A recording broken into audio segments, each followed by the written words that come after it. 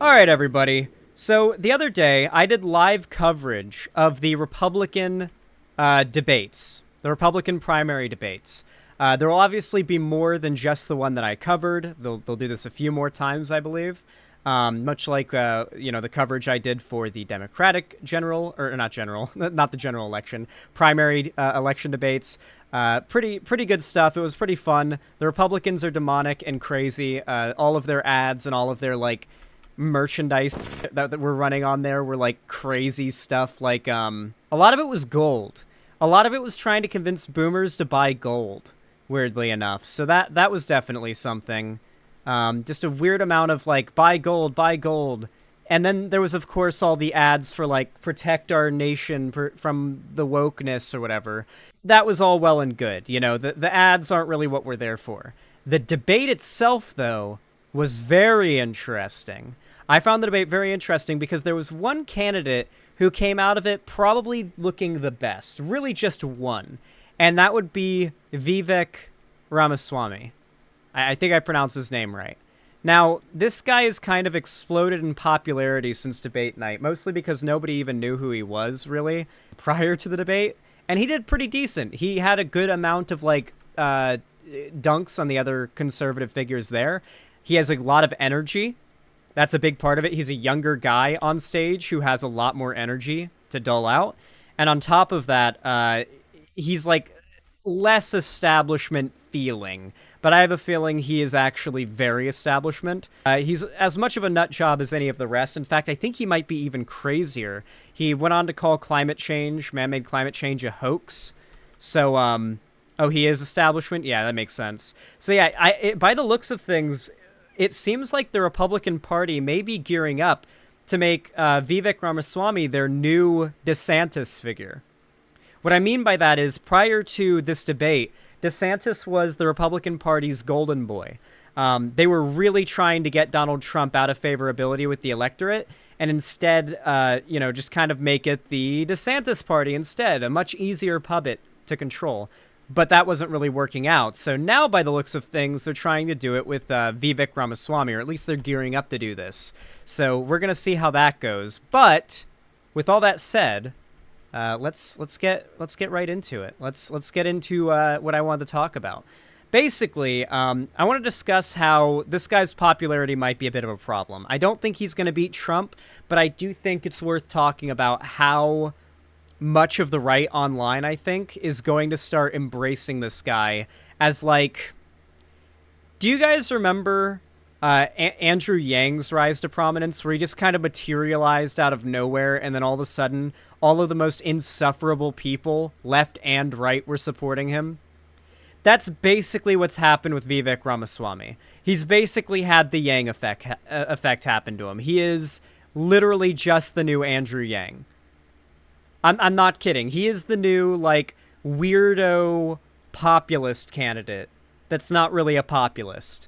Yeah, Jeb Bush was the old Yang. Jeb was the old Andrew Yang. So this is not a new thing. There has always been a title that has to be passed down with each new election of the goofy-ish candidate that people don't really take seriously, but grows a bit of a cult following that slowly dies off till it's nothing over the course of the next election. It happened to Jeb Bush. It happened to Andrew Yang. Now it's going to happen to Vivek Ramaswamy. So let's talk about it. Let's enjoy this guy's rise to prominence while it lasts, because I promise you, in 4 years, Vivek Ramaswamy is not going to be a name that you remember. I swear to God, you are not going to remember this guy's name in 4 years. So let's get right into it.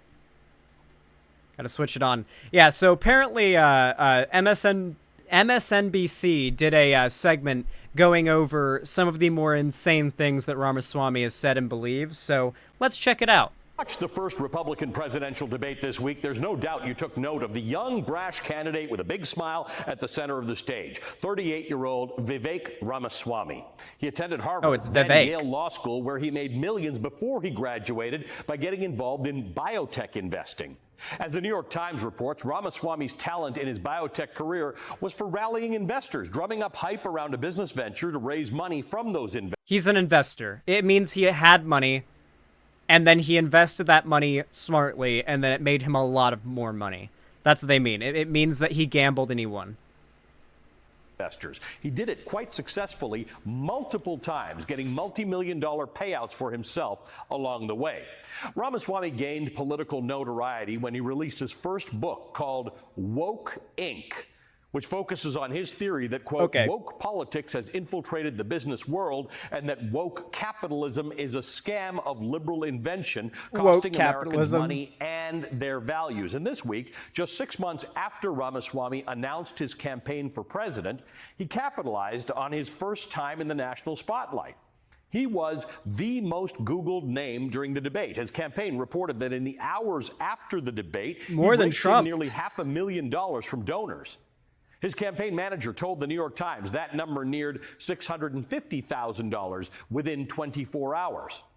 Ramaswamy's campaign slogan is the word truth, not to be confused with the former president's social media site, Truth Social. Ramaswamy speaks about many of his ideas Trump's bit a little bit. The word truth, as if his ideas are indisputable, black and white facts.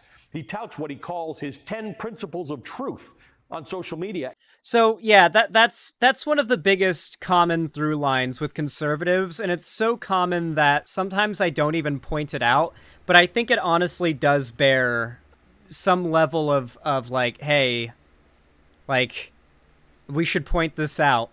If you see a political pundit who is constantly talking about how they are a truth sayer and you can only trust them, they are trying to brainwash you, okay?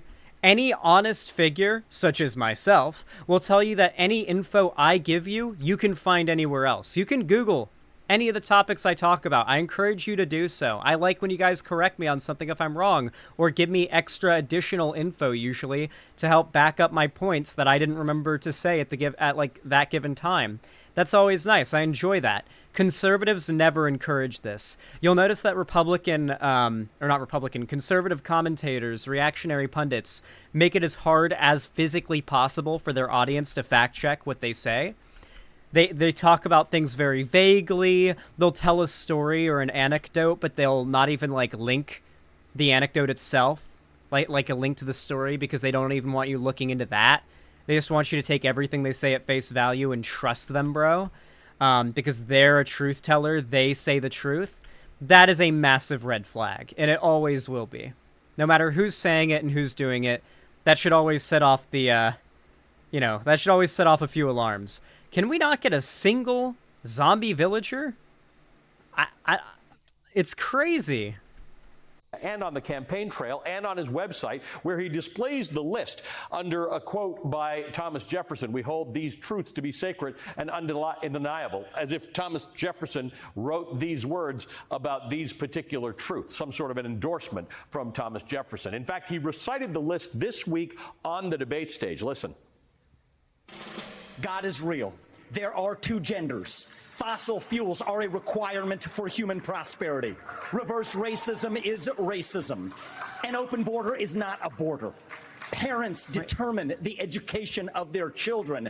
The nuclear family is the greatest form of governance known to man. So, like, he literally just goes on a rant where he just lists every populist conservative position that is winning right-wingers over online right now. Like, he just rants it out. He just rants. Capitalism lifts us up from poverty. There are 3 branches of government, not 4. And the U.S. Yeah, he's literally just spewing every buzzword, talking point, popular, like, make a TikTok about this topic and you'll get 100,000 subscribers. Bullshit phrase. Constitution, it is the strongest guarantor of freedom in human history.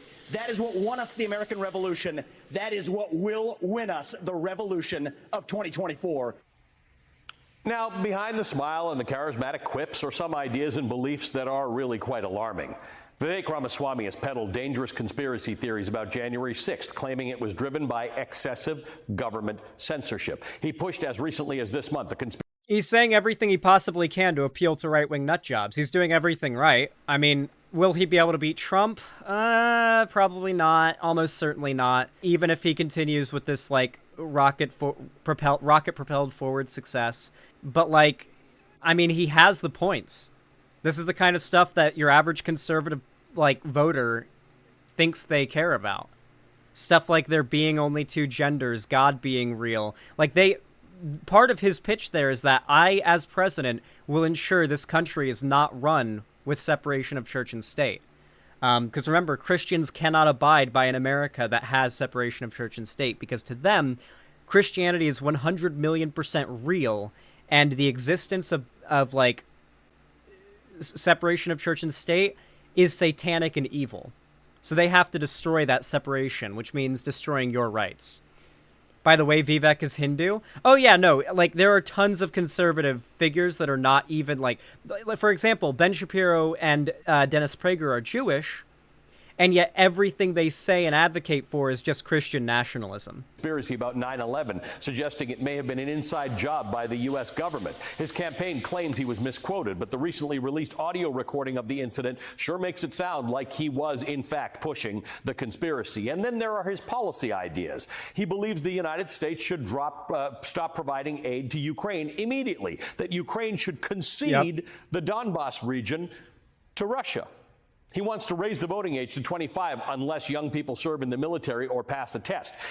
So that's his, that Ramaswamy is actually a supporter of that policy I was just mentioning in my previous segment. The right now recognizes they don't have the ability to win elections going forward, especially as more of Gen Z gets to voting age.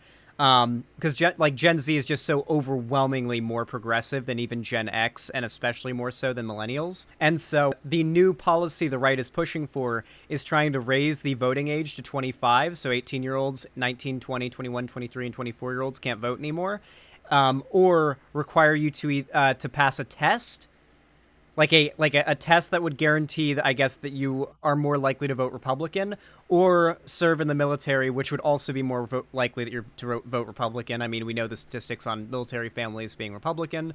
So basically, they're trying to, like, make the system so that more people who can vote are Republicans and more people who can't vote are Democrats. It's just like he is running on a policy of, we are going to make it so Democrats can't vote. Like, that is his policy position he is running on. He's pledged to abolish key government agencies like the FBI, the Department of Education, and the IRS. He said that the climate change agenda is a hoax and that increased investment in fossil fuels are a necessity for human flourishing. He has promised to pardon Donald Trump on his first day in office, and it doesn't end there. Just yesterday, Ramaswamy said he would like Elon Musk as an advisor when he wins the presidency. And then he likened the progressive Democratic representative Ayanna Pressley. Okay, guys, I want you to imagine the actual apocalypse that would occur if this guy won. Like, I want you to actually imagine the unironic, legitimate apocalypse that would occur if this guy won the presidency. Like, eliminating every non-fossil fuel program and heightening fossil fuel usage, like destroying the IRS, so there's no tax programs anymore. Like, Jesus Christ, did you see Shu's fascist boyfriend was dick riding Vivek after the debate? Yeah, no. I guarantee you Shuan had probably heard everything Ramaswamy had to say and was like, whoa! Yeah. No, like, he's saying everything that's meant to appeal to the worst possible people. And the activist and author Ibram Kendi, two grand wizards of the Ku Klux Klan. He just said two people, two black progressive people, are like grand wizards of the Ku Klux Klan. And by the way, he said that climate change refugees, of which at last count there was an estimated 20 million, simply don't exist. And he believes social welfare programs are incentivizing young women to abandon the idea of a nuclear family and has convinced them to avoid traditional marriage. Ramaswamy has been gaining on DeSantis in recent polls, though still trailing Trump by about 50 points. He was cheered and booed and faced heavy criticism and gained lots of new donors. True, his presidential bid is still a very long shot, but eyes wide open as we see a brand new conspiracy theorist start taking the spotlight. Yep, a new conspiracy theorist. I like how they frame it, too. Not as a new, candidate, not as a new Republican nominee, a new conspiracy theorist. Because that's who he is. He's a conspiracy theorist, or he probably doesn't believe any of this shit. The way that he said it, there are two genders, God is real, fossil fuels are what we're going to use, climate change is a hoax. He goes on, the list of... Those are not things he actually believes. He does not believe that perfect list of lined up ideas that are just populist bullshit positions popular online. He's a con man trying to ride off the popularity of Trump. And he's doing that because he's also promising to pardon Trump's federal charges he's under right now, even though literally no one can do that. So yeah, it's, he's not a good guy. Don't vote for the guy if you were thinking about doing it, for some reason.